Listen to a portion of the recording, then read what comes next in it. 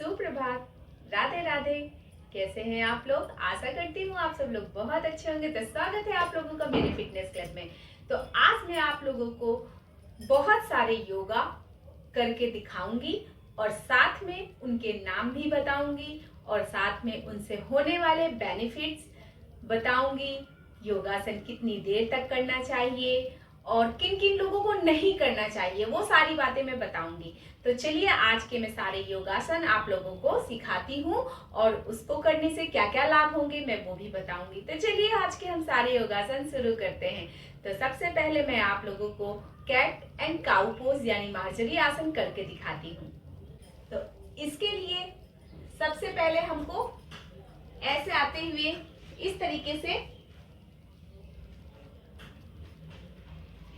हो जाना है। कैट काउ पोज या मार्जरी आसन का नियमित अभ्यास कई प्रकार से शरीर के लिए लाभदायक है। यह मुद्रा आपकी रीढ़ की हड्डी को बेहतर स्ट्रेचिंग करने के साथ साथ पेट के अंगों के लिए विशेष लाभकारी है। इसको रोज 5 से 10 मिनट तक करना चाहिए और हमेशा खाली पेट ही करना चाहिए, जिसका इससे लाभ ज़्यादा अच्छे तरीके से मिल पाता है। मार्जरी आसन से शारीरिक मुद्रा और संतुलन में सुधार होता है, रीढ़ और गर्दन को मजबूत बनाने और स्ट्रेचिंग में सहायक होता है, कूल्हे पेट और पीठ को स्ट्रेच करता है, शारीरिक मानसिक समन्वय बढ़ाता है, पेट के अंगों जैसे गुर्दे और अधिवृक्क ग्रंथियों को उत्तेजित करता है, भावनात्मक संतुलन बनाता है।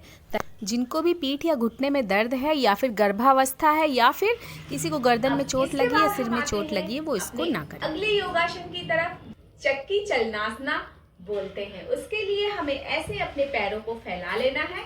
मैं साइड से दिखा देती हूँ। हमें इस तरीके से अपने पैरों को फैला लेना है। चक्की चलनासन या फिर मंडूक आसन, इससे बहुत सारे लाभ हमारे शरीर को मिलते हैं। पेट की चर्बी बहुत जल्दी कम होती है इसको करने से, कमर और साइड की चर्बी बहुत जल्दी जाती है। पीठ दर्द के लिए भी चक्की चलनासन बहुत ही अच्छा है। शरीर में लचीलापन बहुत अच्छा आता है। पेट की बीमारियों के लिए भी बहुत ज़्यादा लाभकारी है। पाचन को दुरुस्त बनाता है। महिलाओं के लिए ये बहुत ही ज़्यादा लाभकारी है। तनाव दूर करने में सहायक होता है, एकाग्रता बढ़ाता है। अनिद्रा के लिए चक्की चलनासन योग के बहुत सारे फायदे हैं। चक्की चलनासन को 10 बार बाएं से और 10 बार दाएं से एक बार में करना है और इसको 4 के सेट में करना अच्छा होता है। चक्की चलनासन करने के लिए सबसे पहले आप दंडासन करिए, फिर पश्चिमोत्तानासन करिए, फिर उष्ट्रासन करिए, फिर बालासन करिए। और चक्की चलनासन करने में कुछ सावधानियां हैं, जैसे गर्भवती महिलाओं को इसको नहीं करना चाहिए, कमर दर्द या रीढ़ की हड्डी से जुड़ी समस्या में नहीं करना चाहिए, पेट दर्द में भी नहीं करना चाहिए, हाई ब्लड प्रेशर में भी नहीं करना चाहिए। चक्की चलनासन का अभ्यास हमेशा अपनी शारीरिक क्षमता के अनुसार ही करना चाहिए। भोजन करने के तुरंत बाद इसका अभ्यास बिल्कुल भी नहीं करना चाहिए। चक्की चलनासन करने का सबसे अच्छा समय सुबह का होता है या फिर भोजन करने के 3 से 4 घंटे बाद ही इसको करना चाहिए।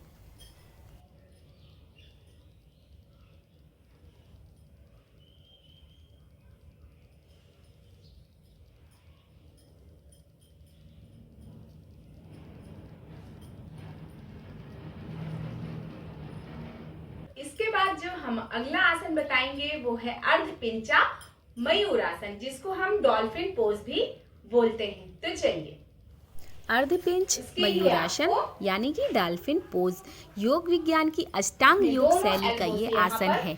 इसे सिर्फ 1 से 3 मिनट तक ही करने की सलाह दी जाती है। इसको करने से पैर और टखने मजबूत होते हैं। हैमस्ट्रिंग, नितंब, पेल्विक एरिया, श्रोणि, क्वाड्रिसेप्स, घुटने आदि अंग बहुत ही मजबूत होते हैं। सभी की मांसपेशियां बहुत ही मजबूत हो जाती हैं। पेट की निचली मांसपेशियां एकदम मजबूत बन जाती हैं। हमारे शरीर का रक्त संचार बढ़ जाता है, हमारा पाचन तंत्र सुधर जाता है, हाथ और पैर हमारे टोन्ड हो जाते हैं, एग्जाइटी को कंट्रोल करता है। और जो मयूरासन है यानी डॉल्फिन पोज है, इसको करने का सही तरीका मैंने आपको जो दिखाया है, बस वैसे ही आप लोग कीजिए। इसको करने का सबसे अच्छा समय सुबह सुबह का होता है, खाली पेट। अब जिनको भी रीढ़ की हड्डी में दर्द है, गंभीर बीमारियां हैं, डायरिया है, गर्दन में दर्द है, कंधे में दर्द है, घुटने में दर्द है, दिल और हाई ब्लड प्रेशर की शिकायत है, वो लोग इस आसन को बिल्कुल भी ना करें। अर्ध पिंच मयूरासन हमारे शरीर को एकदम फिट करता है और हमारे शरीर का मेटाबॉलिज्म को एक्टिवेट करता है और हमारे दिमाग को स्थिर करता है, इसलिए ये आसन हमारे शरीर के लिए बहुत ही अच्छा है।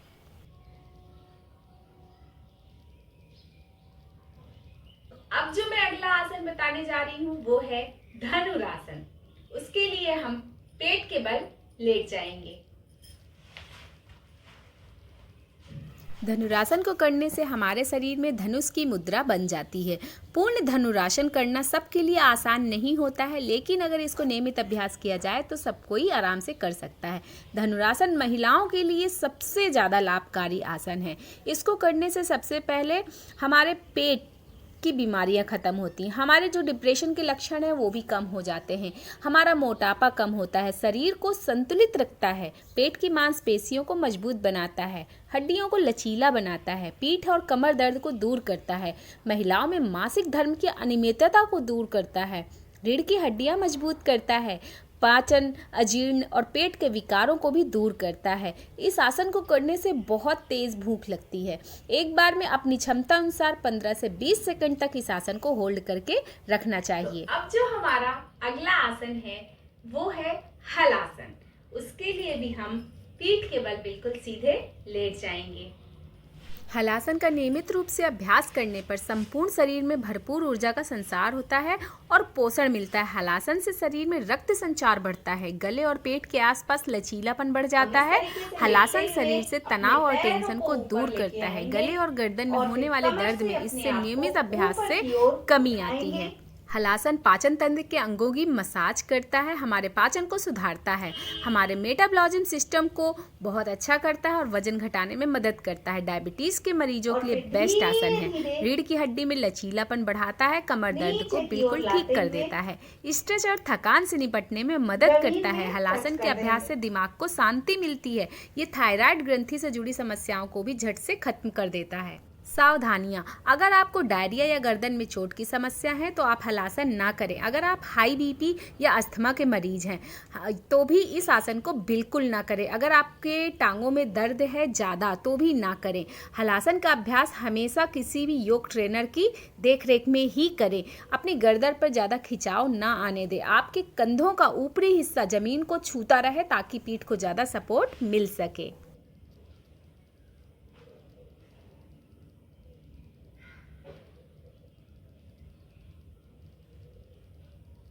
अब जो हमारा अगला पोज है उसका नाम है गरुणासन।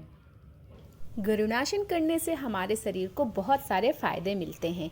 हमारे शरीर के संतुलन में सुधार होता है। जांघों और हिप्स को स्ट्रेच करने के लिए हमें खिंचाव महसूस होता है, इसलिए गरुणासन के बहुत सारे लाभ हमारी जांघ और हिप्स को मिलता है और हमारे शरीर में बहुत ही अच्छे से फ्लेक्सिबिलिटी बढ़ती है। पीठ को लचीला बनाता है ये और हमारे शरीर की मांसपेशियों को बहुत ही मजबूती देता है, हमारे तनाव को कम करता है। और गरुणासन करने का जो तरीका है वो मैं दिखा रही हूँ, उसी तरीके से आप करिए। इसको आप 50 से 60 सेकंड तक होल्ड कर सकते हैं। सावधानियां, अगर आपके टखनों, घुटनों या कोहनियों में चोट लगी है या पैर में दर्द है तो आप इसको अभ्यास ना करें। गठिया रोग से पीड़ित मरीज भी इस आसन से दूर रहें। गर्भवती महिलाएं इस आसन को ना करें।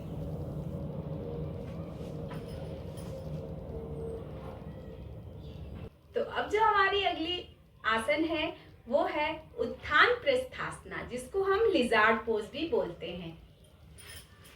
तो उसके लिए आपको इस तरीके से आते हुए अपना एक पैर आगे लाते हुए खुद को स्ट्रेच करना है और दूसरा पैर इधर से लाते हुए आपको इस तरीके से।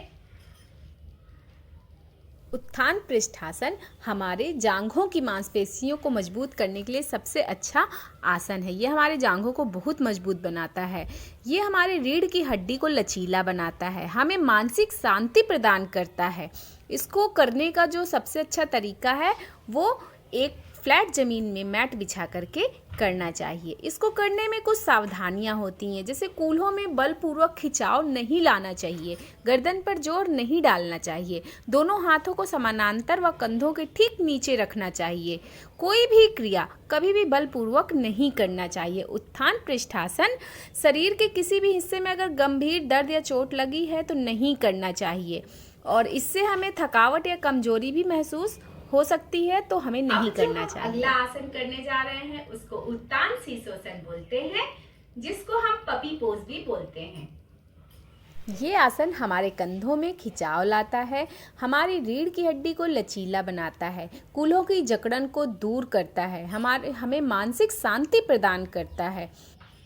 अगर हमें शरीर के किसी भी हिस्से में दर्द है, सूजन है, मोच है या फिर चोट लगी है तो हमें ये आसन नहीं करना चाहिए। हमारा रक्तचाप कम है या ज़्यादा है, सांस या हृदय के संबंधी रोगी हैं, मासिक धर्म है या फिर गर्भावस्था है, उस टाइम पे हमें इस आसन को बिल्कुल भी नहीं करना है।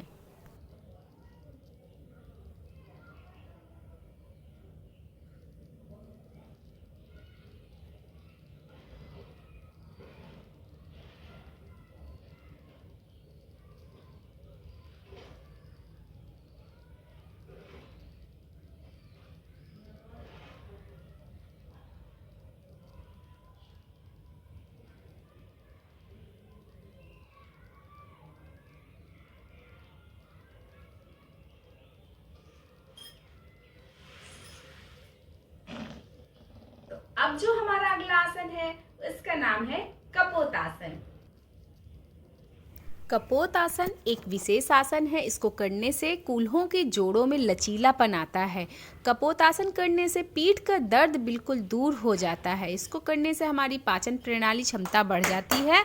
इसको करने से हमें मानसिक शांति प्राप्त होती है। हमारी जांघ की मांसपेशियों में खिंचाव होता है। शरीर के किसी भी हिस्से में दर्द या गंभीर चोट लगी है या फिर थकावट या जोड़ों में जकड़न महसूस हो रही है या फिर हमारा मासिक धर्म है या फिर गर्भावस्था है, उस समय हमें इसको इग्नोर करना चाहिए। इस आसन को बिल्कुल भी नहीं करना चाहिए।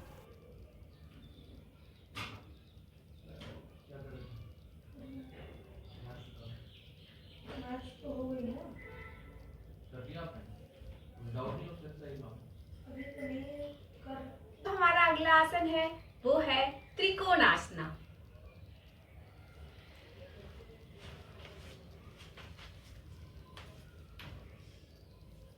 इसके लिए सबसे पहले हम इस तरीके से अपने पैरों को फैला लेंगे। जब ये हाथ नीचे जाएगा तो आपका दूसरा हाथ ऊपर आएगा। त्रिकोणासन करने से हमारा पाचन तंत्र सुधरता है। महिलाएं यदि सही तरीके से इसका निरंतर अभ्यास से करती हैं तो उनका वक्ष स्थल स्वस्थ रहता है, तनाव और अवसाद से छुटकारा मिलता है। त्रिकोणासन हमारे शरीर के लिए बहुत ही अच्छा आसन है। कमर दर्द को दूर करता है ये आसन। हाथ पैर और घुटनों को मजबूत करता है ये आसन। अगर किसी को माइग्रेन की समस्या है तो इस आसन को बिल्कुल नहीं करना चाहिए। डायरिया में भी त्रिकोणासन करना बिल्कुल सही नहीं होता है। यदि आपका ब्लड प्रेशर लो है या हाई है, उस दौरान भी आपको इस आसन का प्रयोग बिल्कुल नहीं करना चाहिए। त्रिकोणासन महिलाओं के लिए बहुत ही आवश्यक और लाभकारी आसन है। बढ़ती उम्र की लड़कियों को इस आसन का अभ्यास जरूर रोज करना चाहिए, जिससे कि उनको बहुत सारे फायदे पहुंचते हैं। अन्य लोगों के लिए भी त्रिकोणासन बहुत ही फायदेमंद होता है। इससे हमारे शरीर की बहुत सारी समस्याएं दूर हो जाती हैं।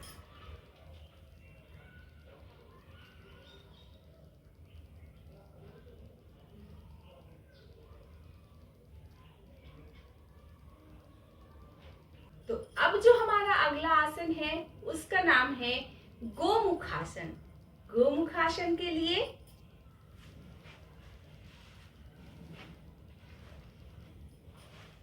गोमुखासना, अगर इसको बहुत सही तरीके से किया जाता है तो ये हमें बहुत तरीके से फ़ायदा पहुंचाता है। हमारे हृदय को स्वस्थ रखता है, शरीर के लचीलेपन को बढ़ाता है, मधुमेह को नियंत्रित रखता है, मांसपेशियों को बहुत ही ज़्यादा मजबूती प्रदान करता है, तनाव और चिंता से राहत देता है, गोमुखासन करने का सबसे सही समय सुबह सुबह होता है। सुबह सुबह अगर आप इसको करते हैं तो इसके सारे ये फ़ायदे आपको ज़रूर मिलेंगे। गोमुखासन करते समय आपको हाथ को पीछे की तरफ ले जाने में दर्द होता है, तो आपको इस आसन को नहीं करना चाहिए। इस आसन को करने के लिए दोनों पैरों को मोड़ने पर अगर घुटने में दर्द होता है तो भी आप इस आसन को ना करें। मांसपेशियों में दर्द महसूस होता है तो भी ना करें। अगर रीढ़ की हड्डी से संबंधित किसी भी तरह की शिकायत है तो भी आप इस आसन को बिल्कुल भी ना करें।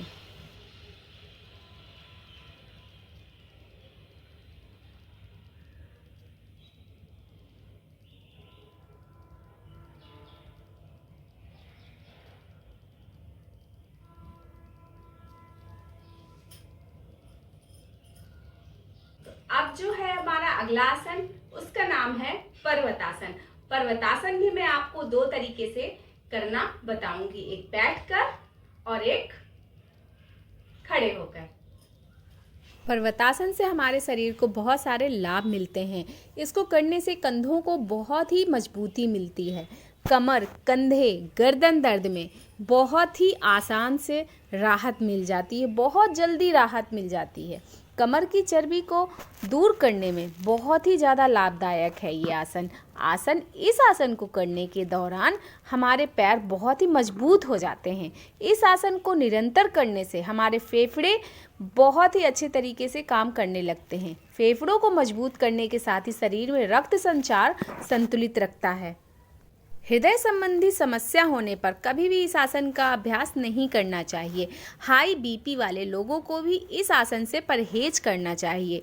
कमर, कंधे या फिर घुटनों में अगर दर्द है तो बिल्कुल भी इसको ना करें, या फिर अपने किसी योग प्रशिक्षक की अनुमति लेकर ही इस आसन को करें।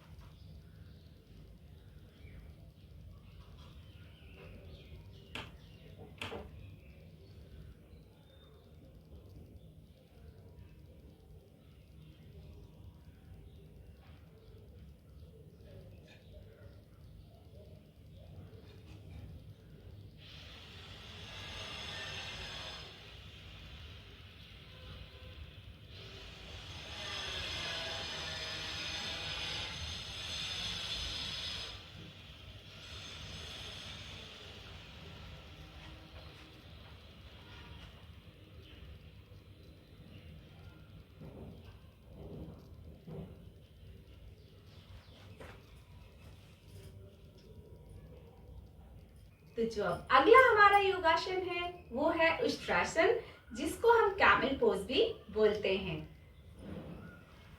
उष्ट्रासन हमारे शरीर के लिए बहुत ही अच्छा योगासन है। इसका अभ्यास करने से हमारे पूरे शरीर को खोलने में बहुत मदद मिलती है। इससे हमारे शरीर के 3 हिस्से यानी कंधे, छाती और कमर बहुत ही मजबूत बन जाते हैं। ये आसन शरीर को लचीला बनाता है।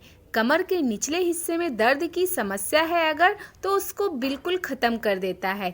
उष्ट्रासन थकान, चिंता आदि को दूर करता है। फेफड़ों को खोलने में मदद करता है। मासिक धर्म के दर्द से राहत प्रदान करता है। जिन लोगों को गर्दन में तनाव या चोट की परेशानी है वो लोगों को इन आसन को नहीं करना चाहिए। जिनका भी लो ब्लड प्रेशर रहता है उनको भी नहीं करना चाहिए। अगर आपके घुटने में दर्द रहता है तो भी इस आसन को करने में सावधान। अब जो हमारा अगला आसन है उसका नाम है शलभासना। शलभासन से हमारे शरीर को बहुत सारे फायदे मिलते हैं। यह आसन हमारे वजन को कम करता है। इस आसन से हमारी मांसपेशियां बहुत ही मजबूत हो जाती हैं। हमारी बहुत सारी बीमारियों को यह ठीक कर देता है। हमारे स्वस्थ शरीर के लिए ये बहुत ही फ़ायदेमंद है। शलभासन से हमारी अनेक बीमारियां इसलिए ठीक होती है क्योंकि यह हमारे पेट के पाचन तंत्र को बिल्कुल ठीक करता है और हमारे पेट संबंधी बीमारियां होने ही नहीं देता है। यह कब्ज को बिल्कुल ठीक कर देता है, शरीर में अम्ल और क्षार के संतुलन को बनाए रखता है, मूत्र संबंधी सभी विकारों को सुधारने में बहुत ही अच्छे तरीके से मदद करता है और रीढ़ की बीमारियों को भी एकदम ठीक कर देता है। इस मुद्रा को हमेशा मल त्याग करने के बाद ही करना चाहिए और हमेशा ढीले कपड़े पहनने चाहिए। आसन करने के पहले हमें खाना नहीं खाना चाहिए। अगर आपको सिर दर्द, गर्दन दर्द, रीढ़ की हड्डी में दर्द है तो बिल्कुल भी इस आसन को ना करें। गर्भवती महिलाएं भी ना करें। अगर आपको कमर दर्द, पीठ दर्द और घुटने में दर्द है तो भी इस आसन को बिल्कुल ना करें। हमेशा मुँह से ही सांस लेनी चाहिए आसन को करते समय। अब जो हमारा अगला आसन है वो है आनंद बालासना यानी शिशु पोज। आनंद बालासन से हमारे कूल्हे, जांघ और कमर एकदम खुल जाते हैं। हमारे स्पाइन बिल्कुल स्ट्रेच हो जाते हैं। हैमस्ट्रिंग को हमारे स्ट्रेच करता है ये आसन। तनाव, चिंता और थकान को बिल्कुल ख़त्म कर देता है। लोअर बैक पेन को भी बिल्कुल ख़त्म कर देता है। हमारे दिमाग को शांत रखता है। स्वस्थ पाचन तंत्र को बनाता है। सेक्रम को रिलीज़ करता है। सेक्रम कमर के पीछे मौजूद एक तिकोनी हड्डी है।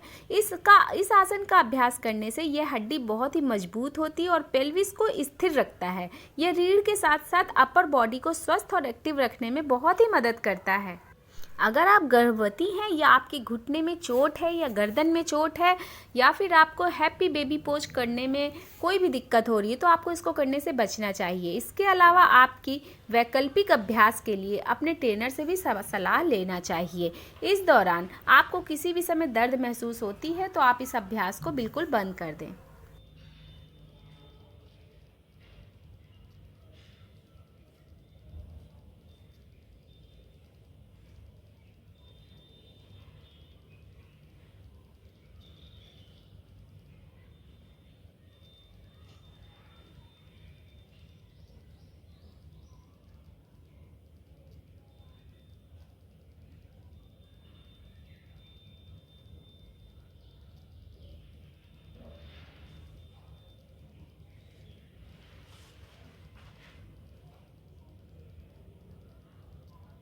अब जो हमारा अगला आसन है वो है नौकासन।